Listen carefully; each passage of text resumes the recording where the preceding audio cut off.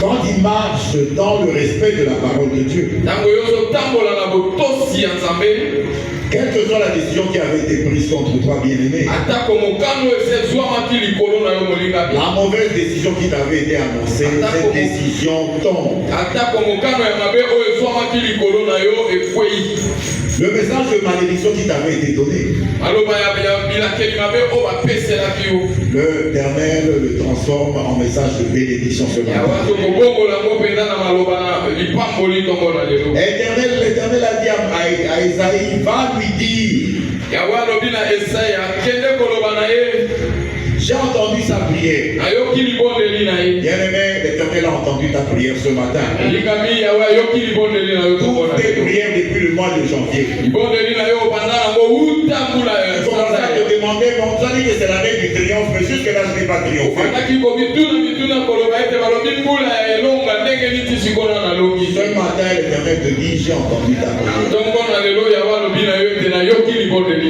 Bien-aimé, prie, rappelle à Dieu. Il reste encore 11 jours, rappelle à Dieu. Nous avons déjà commencé le deuxième semestre, rappelle à Dieu. Ce matin, l'Éternel est décidé à changer ton sort. Tu lui as présenté quelque chose.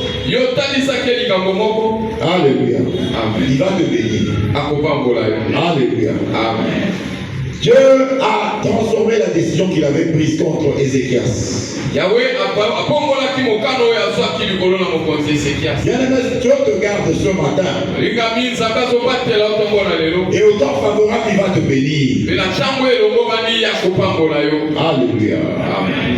Au cours de ce mois, c'est le temps favorable, le mois de juillet, il va te bénir. Ce matin, le Seigneur te dit que tu ne seras plus dans la souffrance. Bien-aimé, ton mariage ne va pas se disloquer. Malgré ce que racontait ta belle famille, l'Éternel va les confondre. Ton mariage ne va plus se disloquer. Alléluia. Amen. Tout ce qui était négatif dans ta vie à partir de ce mois deviendra positif.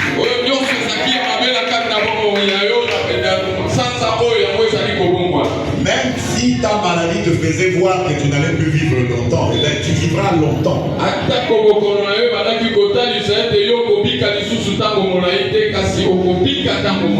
Bien-aimé, même si les gens t'avaient déjà enterré,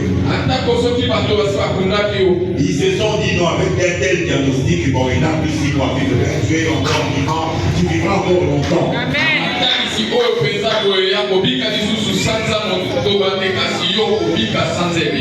Ceux qui avaient déjà creusé un trou, parce que quand il y a deux, il y en a déjà qui prennent des responsabilités. Il y en a qui étaient déjà à Nécropole, la nouvelle cité, et bien, ils ont déjà creusé un trou.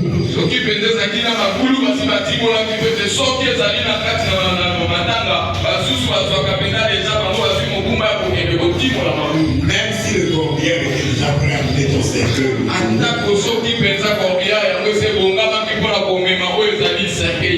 Bien-aimé, sache qu'il y a quelqu'un qui fait le chemin en sens inverse.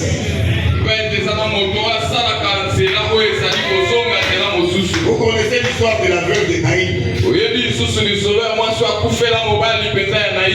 Cette veuve-là avait perdu son unique enfant.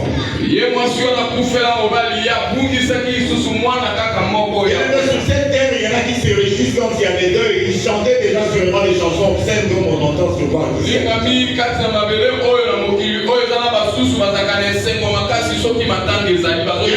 déjà une équipe qui avait déjà précédé au cimetière pour creuser les trous.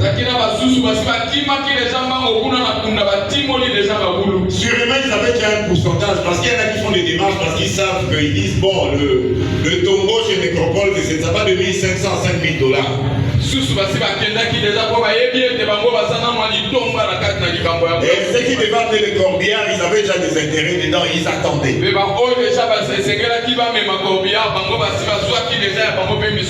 Mais quand le cortège de la mort, alléluia, quand le cortège de la mort sortait de la ville, il y a un homme qui s'amenait dans le sens Bien aimé, cet homme-là, c'est Jésus-Christ de Nazareth. Bien aimé, même si on t'avait déjà enterré, il y a Jésus-Christ qui vient dans le sens. Bien aimé, tu étais dans le cortège de la douleur de ta vie. Mais tu as croisé Jésus à l'entrée de la vie. Il a une compassion de ta vie, de malheur, de tout ce que tu as connu comme douleur dans ta vie. Alléluia. Amen. Ceux qui avaient déjà creusé le trou à Nécropole, ils vont rester avec le trou béant, ils vont chercher à le répandre.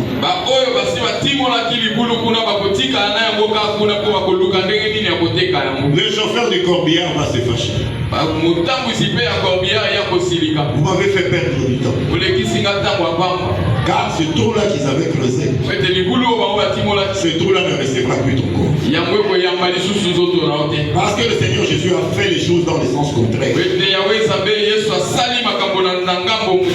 Il a fait les choses dans le sens contraire de ta vie. Ce tombeau-là restera vide. Et tu viendras témoigner. Tu vivras bien, mais tu ne mourras pas. Tu raconteras les œuvres. Bien aimé, le Seigneur lui a dit, dans 3 jours tu vas te retrouver dans le temple tel que tu es là ce matin.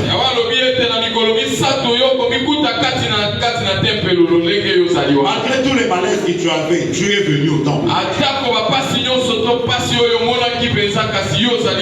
Et comme tu es présent dans le temple de Dieu,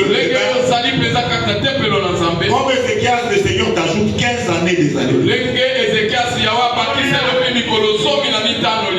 Alléluia. Amen. Quand Dieu bénit,